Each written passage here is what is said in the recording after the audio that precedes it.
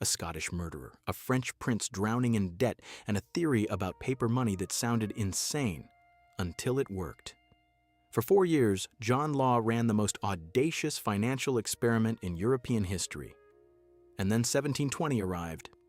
This is Money Origins, where we trace the stories behind the systems that shaped how money works. What John Law built in France wasn't just a bank or a company, it was a prototype for modern finance itself. And understanding how it collapsed tells you something about every bubble that followed.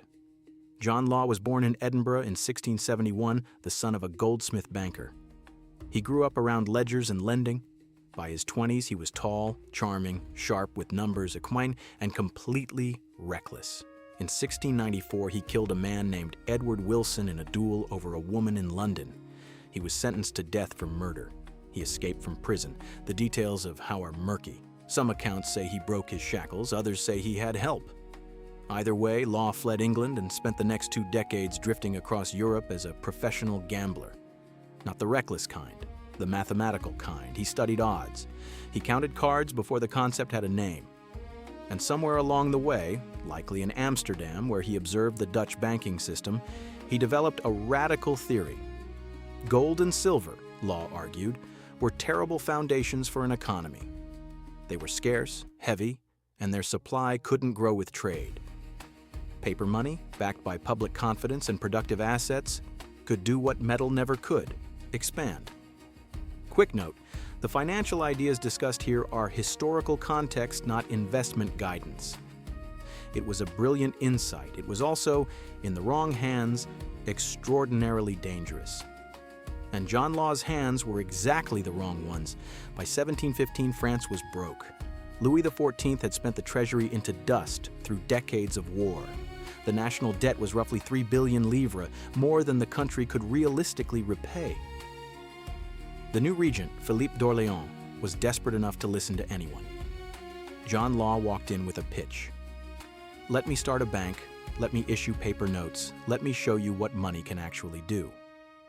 In 1716, Law established the Banque Générale, France's first central bank in all but name. His paper notes could be used to pay taxes, which gave them instant legitimacy. The economy responded. Credit flowed. Trade picked up. Philippe was impressed, so Law went bigger. He founded the Mississippi Company, which held a monopoly on trade with French Louisiana, a vast territory most investors couldn't find on a map, but imagined was overflowing with gold.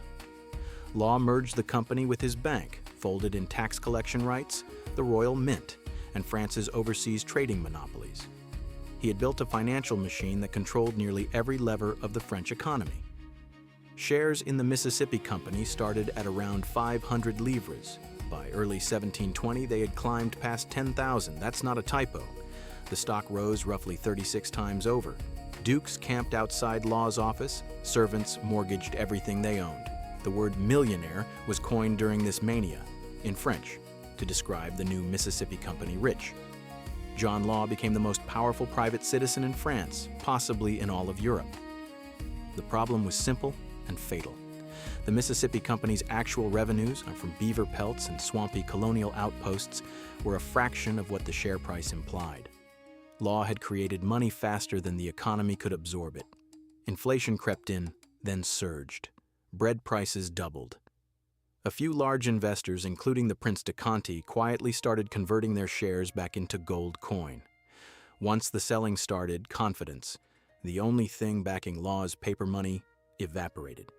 The share price collapsed. The bank suspended gold redemptions. Riots broke out in Paris. People were crushed to death in the crowds outside the bank on the Rue Vivienne. By December 1720, John Law fled France disguised and nearly penniless. The man who had been richer than most kings died in Venice 9 years later, largely forgotten, living off the charity of acquaintances. The damage he left behind lasted generations. The French public developed such a deep distrust of paper currency and banking institutions that the country avoided meaningful financial innovation for roughly 70 years, right up until the Revolution forced the issue with assignats, which also collapsed. And here's the detail that turns this from a French story into a global one. The Mississippi bubble didn't happen in isolation. Across the English Channel, at almost exactly the same time, Britain was experiencing its own speculative disaster, the South Sea Bubble. Same year, same mechanics, same outcome. 1720 wasn't just a French financial crisis, it was arguably the first time the Western world crashed simultaneously. John Law understood something genuinely ahead of his time, that money is a story economies tell themselves. His mistake was believing he could write the whole story alone. 3 centuries later, we're still learning that lesson. Worth keeping in mind, history can inform how we think about finance, but past patterns don't predict specific outcomes. If this one stuck with you, a like helps it reach more people.